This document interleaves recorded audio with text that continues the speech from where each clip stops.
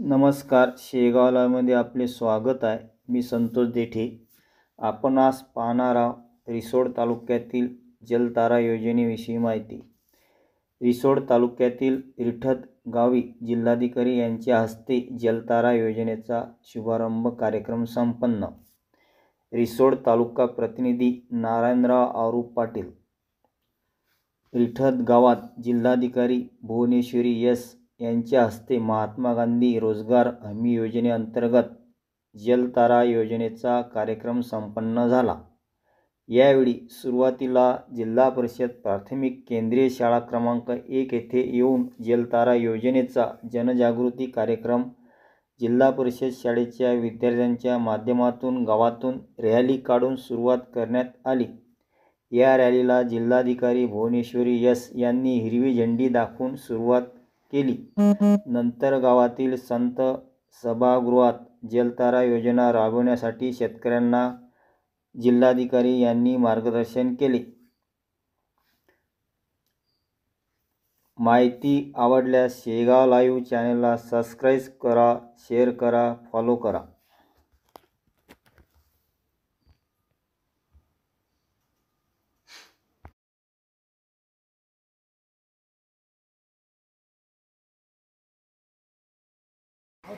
Wow. Good.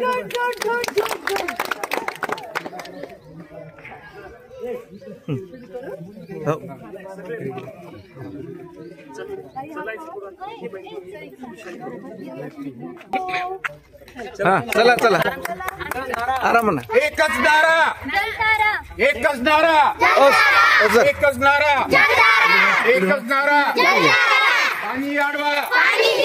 पाणी आडवा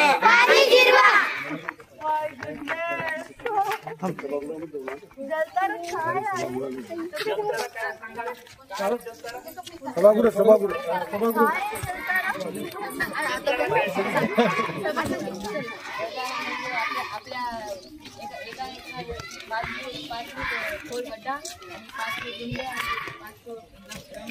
गड्डा करा, त्याच्यामध्ये दगड टाकायचे।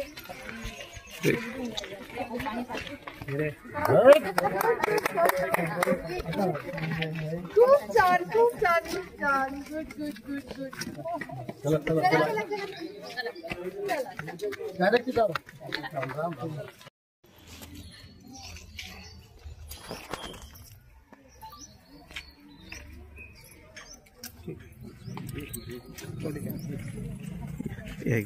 तसेच आमच्या शाळा व्यवस्थापन समितीच्या अध्यक्षा सौ दुर्गाताई बोरकर मॅडम व आमच्या शाळेच्या ज्येष्ठ शिक्षिका आशा मॅडम यांना मी अशी विनंती करतो की त्यांनी आपल्या भुवनेश्वरी मॅडम यांचं स्वागत करावं।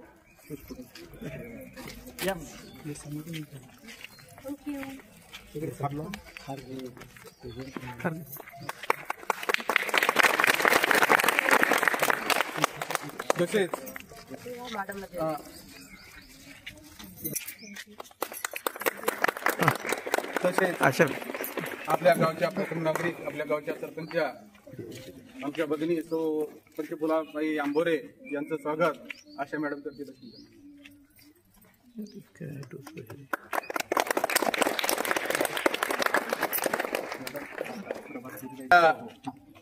कलेक्टर मॅडम यांना मी अशी विनंती करतो की त्यांनी आपल्या या जलतारा मिशन अंतर्गत आपल्याला शाळेतून प्रभात फेरी काढायची आहे गावातून, तरी मॅडमना अशी मी विनंती करतो की त्यांनी हिरवी झेंडी देऊन सुरुवात करा। बाई तेवढाचे क्षेत्रफळ तेवढाचे वाढलं काय तर विहिरी वाढल्यापासून त्याची खोली वाढली।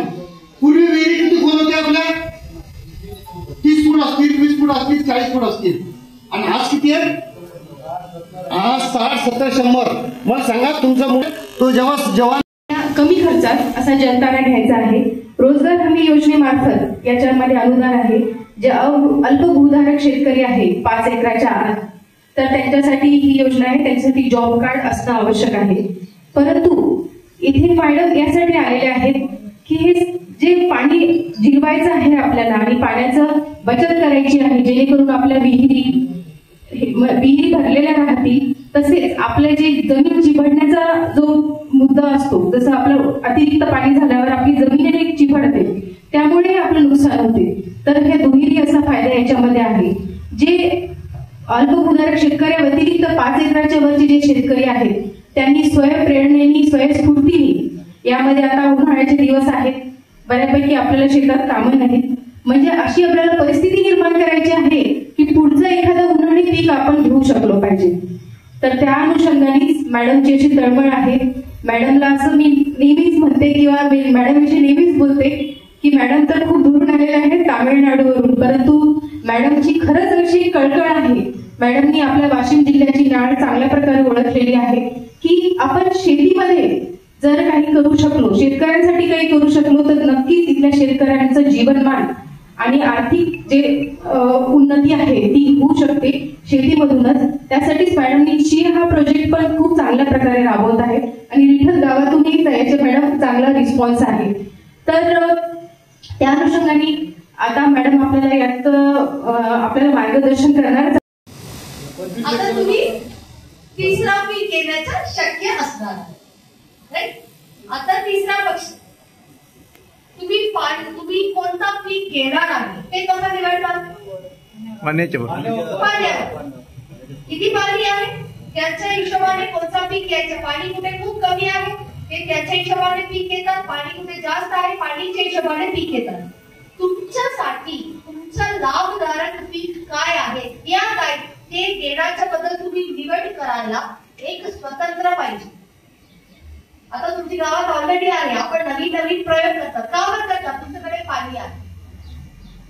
या एक स्वतंत्र पाहिजे हे देणारे जलतारा. जलतारा तुम्ही सगळ्यांनी केल्यानंतर तुम्हाला पाणी बरोबर असणार आहे. तुम्हाला कोणता पीक घ्यायचं, कोणता पीक तुम्हाला लाभदायक आहे ते पीक घ्यायला तुम्हाला एक स्वतंत्र भेटेल. हे तिसऱ्या पक्षी झालं. मला पण पहिले 3च पक्षी होतं माझ्या दिमागात. नंतर असा जलतारा कार्यक्रम आम्ही केला तेव्हा मला एक 4था पक्षी कळलं.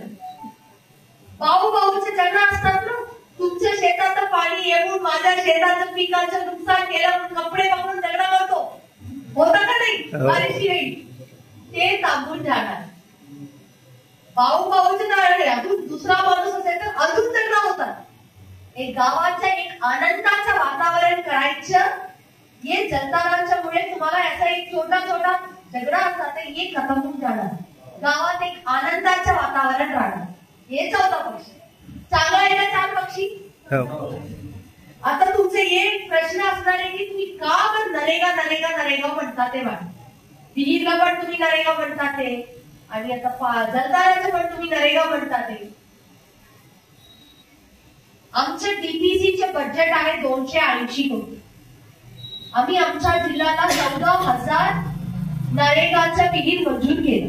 त्यामधून मिळणारे पैसा आहे शेतकरीकडे 450 कोटी. म्हणजे आमची डीपीसीच्या पैशाचा दुप्पट पैसा मला नरेगा मधून भेटू शकतो. नरेगा असा एक स्कीम आहे की त्यामध्ये गणतीचे लिमिट नाही. तुम्ही किती काम करणार आहे तेवढा पैसा तुम्हाला मिळणार.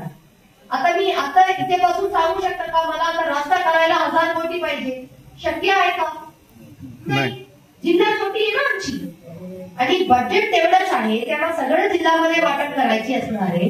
म्हणून आपल्या जिल्ह्याचं पॉप्युलेशन, आपल्या जिल्ह्याच्या परिस्थिती या सगळं बघून त्यांच्या हिशोबाने आम्हाला त्यामध्ये तुम्हाला गणतीचे लिमिट नाही. म्हणून आम्हाला नरेगा मधूनच करणं जिल्ह्यासाठी अजून चांगलीची गोष्टी आहे. या बॉटलचे रेट कोण निवडतात? व्यापारी. म्हणजे हे कोण तयार केलं तेच निवडतात ना. हे बॉटल मी तयार केलं, माझ्या कंपनीने केलं तर मी निवडते. या बॉटलचा पैसा 10 असणार आहे, 50 असणार आहे, बरोबर आहे.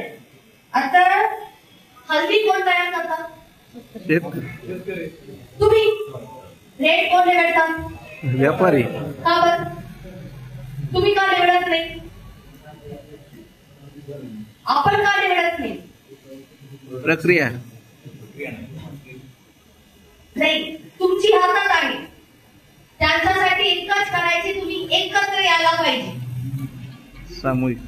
आता हल्दीची पावडर करणारे कंपनी असतात, त्यांना हल्दी पाहिजे, पण त्यांचा फक्त एक शेतकरी कडून घेऊन 1 क्विंटलसाठी मिशन चालवणार का? 10 क्विंटलसाठी मिशन चालवणार का? त्यांची मिशनची कॅपॅसिटी 1000 क्विंटल असतात. त्यांच्यासाठी ते 1000 शेतकरी सोबत 100 शेतकरी सोबत बोलू शकतात का? नाही. म्हणून ते व्यापारीकडे जातात. त्यांना पाहिजे 1000 क्विंटल. ते कोण देणार आहे? व्यापारी. तुम्ही एकत्र आलात, फार्मर प्रोड्युसर कंपनी केलं किंवा शेतकरीचे गट केलं आणि तुम्ही 1000 क्विंटल तुम्ही सांगितलं आम्ही देतो तुम्हाला 1000 क्विंटल, तर तुमच्याकडून कधी करणार का नाही? नक्की करणार. आता उदाहरणार्थ आम्ही सगळे व्यापारी आहे. आता आज मी सांगते मी तुम्हाला 15,000 देते प्रति क्विंटल. मॅडम सांगणारे 16,000, साहेब सांगणारे 18,000. कोणाकडे विक्री करणार आहे? आता मला मालाची गरज आहे, माझा मशीन बंद पडतील, मी म्हणून काय करणार? 19,000 देणार. बरोबर आहे? हेही कधीच आहे ना.